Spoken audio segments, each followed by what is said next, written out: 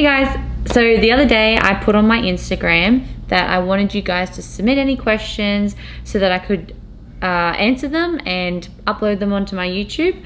And so I went through them all over the past couple of days, and there's a whole heap, but I've just randomly picked them. And so the first one is, would I ever get a tattoo?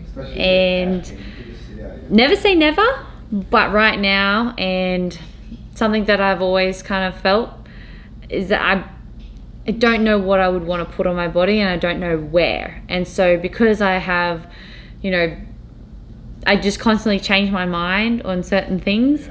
I just don't know if I would ever regret it, or if I would, want it in a different location, but it would be too late because it's already permanently in my skin. So I don't know if I've really answered that, but I probably would never really get a tattoo. But who knows what the future holds. So one thing is I really like tattoos, and I love seeing people's tattoos. So, especially the meaning behind them as well, which is always making me in the back of my mind thinking, you know what, maybe I will get one day. So I'll keep you posted on that one.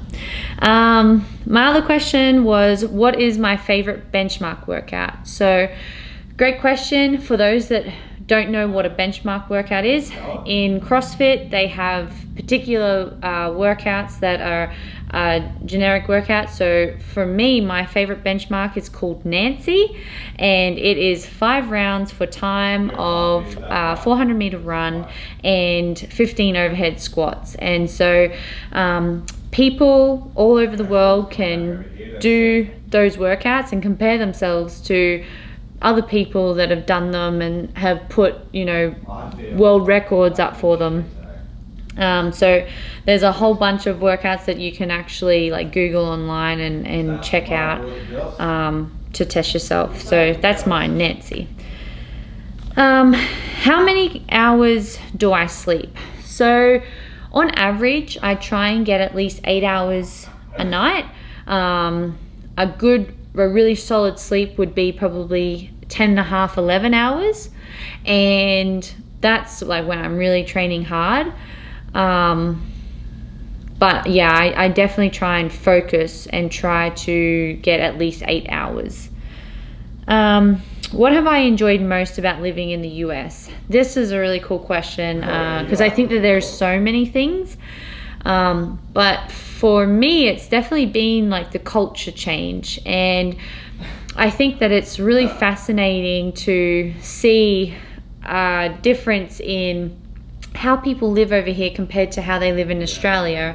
And for me, it's something that I'm always going to think back on and think, especially living in the South, where there's a lot of religious people and people that have very strong views on certain situations. To me, it's one of those things that's a huge eye-opener, and I've learned a lot from it, and it's allowed me to become really grateful in appreciating the small things in life, and that's something that I've really, really appreciated. And I've also really liked how everything's just so big over here. I know that's something that it was the first thing that we always noticed when we came over, and especially living here, we're always reminding ourselves oh my goodness, we'll never get this back home in Australia, just because everything over here is just so big and better. And it's just one of those things where it's we kind of have to pinch ourselves thinking wow, we live overseas. That's crazy. Who would have known? This is a good one. Why is Shane looking so good? Well, personally, I think he looks good all the time.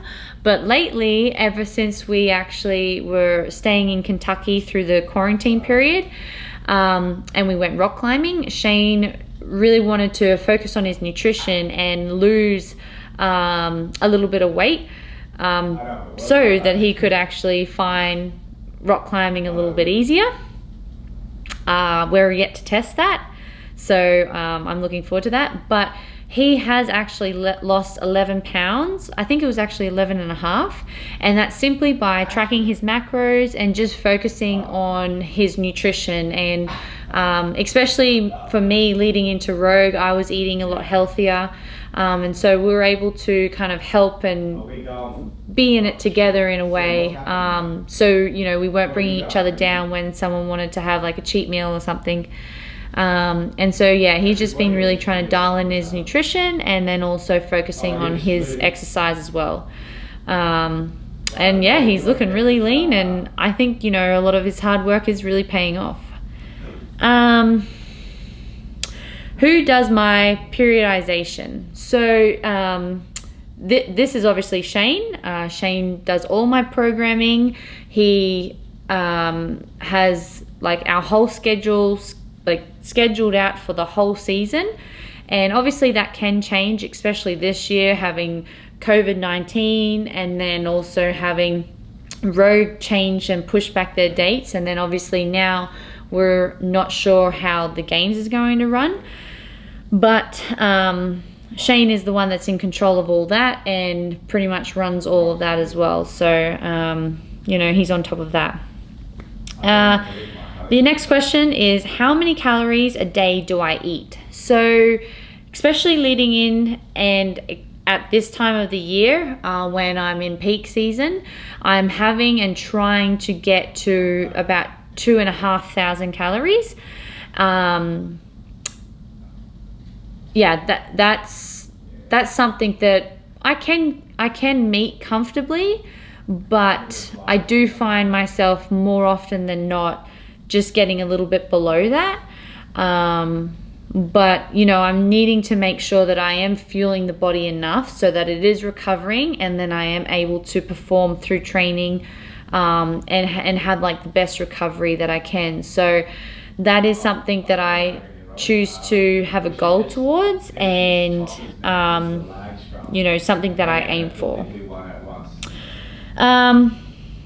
This is a good one. The biggest misconception about me. I mean, I feel like I could probably ramble on about this all day long, but I think the biggest one was when CrossFit actually brought out the documentaries early in my career, throughout 2016.